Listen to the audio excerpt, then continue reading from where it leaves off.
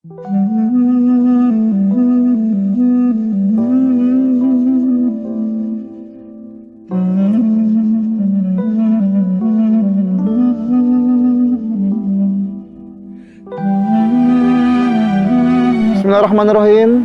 Assalamualaikum warahmatullahi wabarakatuh. Alhamdulillahi kafa, wassalatu wassalamu ala rasulihil mustafa. Asyhadu an la ilaha illallah wahdahu la syarikalah, wa asyhadu anna muhammadan abduhu wa rasuluhu la nabiyya ba'da, amma ba'du. Para sahabat Go TV yang berbahagia, sesungguhnya Allah subhanahu wa ta'ala menjadikan kehidupan kita bertahap-tahap. Berawal dari kehidupan kita berada dalam rahim ibu kita selama 9 bulan 10 hari.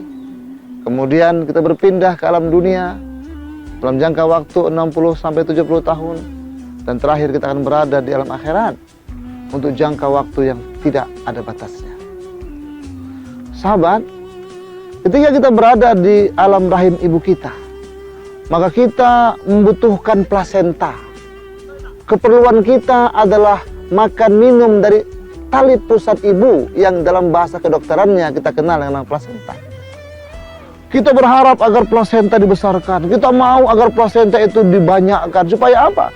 Asupan konsumsi makanan kita itu maksimal. Sahabat, ketika kita berada di alam rahim, maka Allah subhanahu wa ta'ala selain memberikan plasenta sebagai keperluan hidup kita yang 9 bulan 10 hari itu, Allah subhanahu wa ta'ala juga sebenarnya memberikan satu tujuan utama, yaitu menyempurnakan anggota tubuh kita, menyempurnakan jasad kita. Di sanalah Allah ta'ala memberikan tangan, kaki, kepala, mata, semua panca indera kita diberikan. Walaupun sebenarnya para sahabat, di situ kita belum butuh tangan, di situ kita belum butuh kaki, kita nak pegang apa, kita nak jalan kemana. Tapi Allah subhanahu wa ta'ala berikan itu dengan maksud tujuan, tatkala kita pindah ke alam berikutnya, alam dunia, kita akan bisa hidup dengan bahagia. Sahabat, ketika ada seorang bayi menolak diberikan tangan kaki dengan alasan, aku belum butuh ini ya Allah, kemudian dia minta supaya lebih besar, lebih banyak plasenta saja, itu yang aku perlukan. Maka apa yang terjadi? Ketika dia pindah ke alam dunia, dia akan menyesal, dia akan sengsara, karena dia akan hidup selama 60 tahun, 70 tahun, tidak punya tangan, tidak punya kaki. Sementara plasenta yang dia minta supaya dibesarkan, plasenta yang dia minta untuk dicukupkan, tatkala dia pindah ke alam dunia, sahabat, itulah yang pertama akan diputus. Pelajaran kehidupan ini memberikan sebuah poin penting buat kita, supaya kita menyadari arti dan makna kehidupan ini. Sama, ketika kita berada dalam dunia yang cuma 60 tahun, 70 tahun, kita pun diberikan Allah keperluan. Kita minta kepada Allah hari-hari doa, supaya keperluan kita dicukupkan. Sandang, pangan, papan, jabatan, perumahan, pekerjaan. Kita minta kepada Allah, ya Allah cukupkan, cukupkan, cukupkan. Tapi kita lupa bahwa sebenarnya maksud tujuan kita dihidupkan di dunia bukan untuk itu. Itu keperluan, sama seperti bayi tadi, plasenta itu keperluannya, bukan tujuannya. Tapi tujuan dalam rahim menyempurnakan jasadnya. Apa tujuan kita dalam dunia? Tentunya untuk menyempurnakan amal ibadah kita. Ketika seorang manusia pindah ke alam akhirat, karena jatah tinggal kita cuma 60 tahun, 70 tahun, kemudian kita pindah ke alam akhirat, maka di sanalah kita baru tahu bahwasanya keperluan-keperluan pangan, sandang, papan, jabatan, pekerjaan, dan segala macamnya itu tidak akan bermanfaat di sana. Ketika kita pindah, itu yang pertama diputus. Sama seperti bayi, pindah ke dunia, plasenta diputus. Apa yang kita bawa pindah ke alam akhirat? Kalau bayi tadi pindah ke dunia, yang dia bawa indranya, tangan, kaki, dan segala macamnya.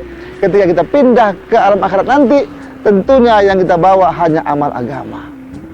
Sahabat, ketika bayi tadi pernah nolak diminta tangan, diberikan tangan kaki, pindah ke alam dunia, dia cacat, dia doa kepada Allah, ya Allah balikkan hamba ke alam rahim supaya hamba bisa mengambil tangan kaki.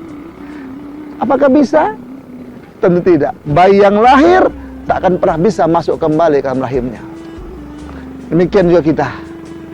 Ketika seorang manusia pindah ke alam akhirat, dia tidak mempersiapkan bekal iman, amal dan sebagainya, maka dia akan menyesal di sana. Permintaannya sama, minta kepada Allah supaya balik ke alam dunia.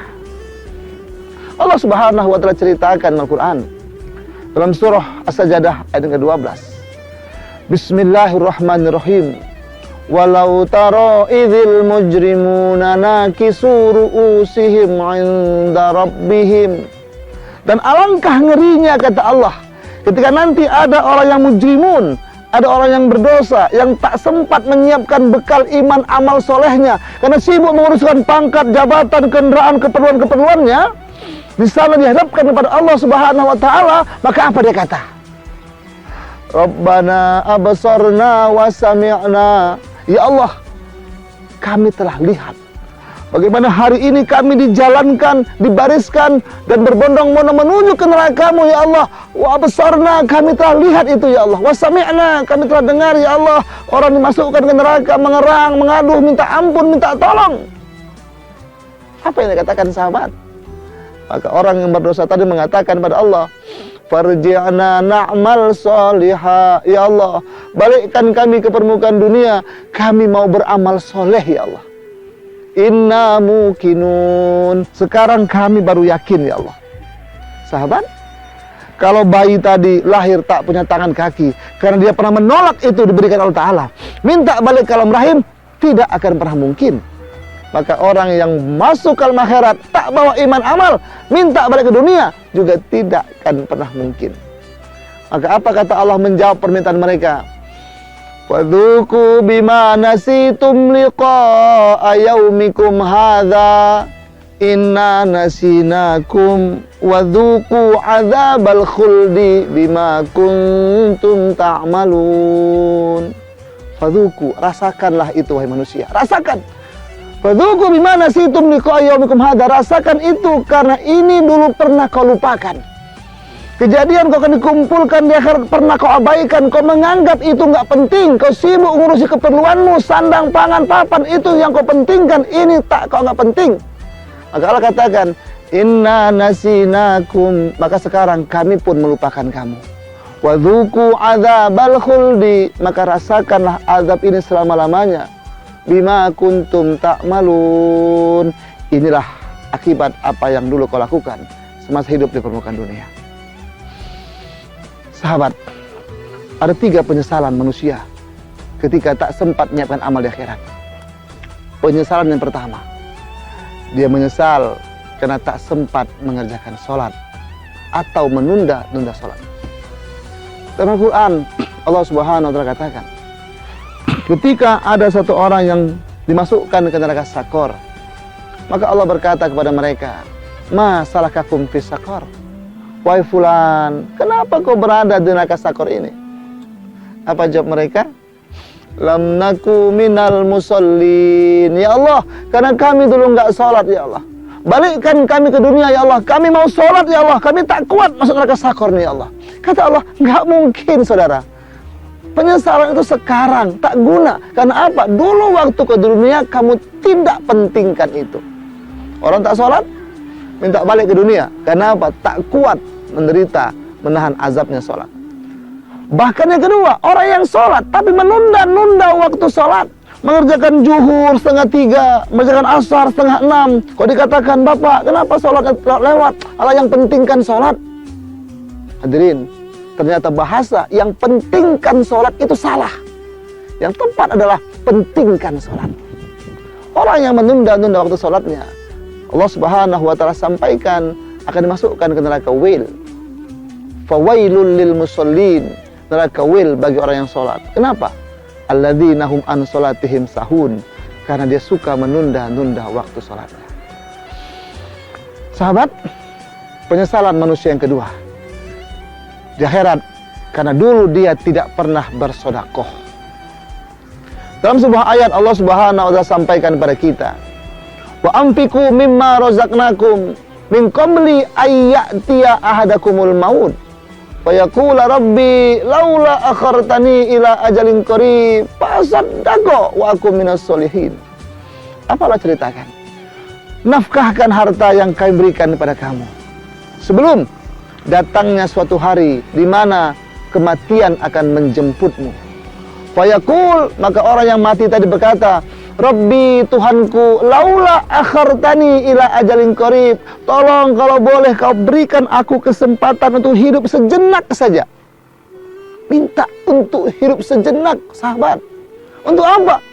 Ternyata dia katakan bukan untuk menyiapkan rumahnya, bukan untuk menyiapkan harta, pangkat, jabatannya, tapi dia katakan fa'asaddaqa, supaya aku berkesempatan untuk bersedekah, wa akum minas sholihin, dan aku mau menjadi orang soleh. Subhanallah, sahabat. Ternyata dia tidak mengatakan aku mau menjadi pejabat, aku mau menjadi orang kaya. Bukan, aku mau balik ke dunia supaya aku sedekah dan aku bisa untuk menjadi orang soleh. Penyesalan yang ketiga yang akan dialami oleh orang yang tidak bawa amal ke akhirat adalah ketika dia tidak pernah baca Al-Quran. Nabi SAW sampaikan dalam hadisnya, Iqra'ul Quran, bacalah oleh kamu Al-Quran, ya'ti yaumal qiyamah, karena Quran itu akan datang pada hari kiamat, syafi'an li ashabih, memberikan syafaat bagi si pembacanya. Sahabat, ketika kita hari tak sempat membolak-balik Al-Quran karena disibukkan dengan membolak-balik handphone, kita tak sempat membaca untayan-untayan Al-Quran karena disibukkan membaca untayan-untayan isi WhatsApp dan isi Facebook, maka nanti orang seperti itu akan menyesal, minta balik ke dunia supaya dia bisa membaca Al-Quran. Masya Allah. Sahabat, yang terakhir, keempat, penyesalan orang di akhirat adalah karena ketika dia hidup, dia tidak mau mendengar nasihat agama dari orang lain. Allah ceritakan dalam surah Al-Muluk, takadu tamayyazu minal ghaiz kullama ulqiya fiha faujun sa'alahum khazanatuha alam ya'tikum nadhir. Masya Allah.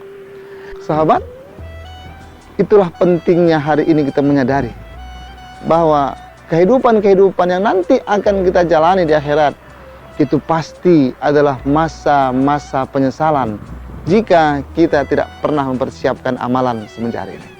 Oleh karena itu, mudah-mudahan materi kita pada hari ini membuat hati dan batin kita semakin tersadarkan bahwa maksud dan tujuan Allah hantarkan kita ke permukaan dunia adalah untuk menyempurnakan amalan kita. Di samping itu, kita diharuskan untuk mempersiapkan keperluan-keperluan kita. Keperluan hidup kita, sandang, pangan, papan, pekerjaan, jabatan, dan lain sebagainya. Itu hanya sekedar keperluan. Maka kita harus memenuhinya, tapi sekedar seperlunya saja. Namun iman dan amal soleh, itu adalah tujuan kehidupan kita. Dan itulah yang mesti kita maksimalkan. Itulah yang mesti kita optimalkan. Karena itulah nanti yang akan membawa kebahagiaan kita ketika kita sampai ke alam akhirat. Mudah-mudahan kita tak termasuk dalam golongan orang-orang yang menyesal di akhirat karena tidak sempat bersedekah, tidak sempat menyiapkan sholat, tidak sempat baca Quran, dan kita tidak termasuk orang-orang yang menolak dinasihati untuk perkara agama. Allah Subhanahu wa taala menjadikan kita insya Allah mudah-mudahan orang yang soleh, orang yang baik, dan mudah-mudahan kesolehan itulah yang akan membawa kita kepada bahagia fid dunia wal akhirah nantinya. Usikum wa nafsi bitaqwallah. Assalamualaikum warahmatullahi wabarakatuh.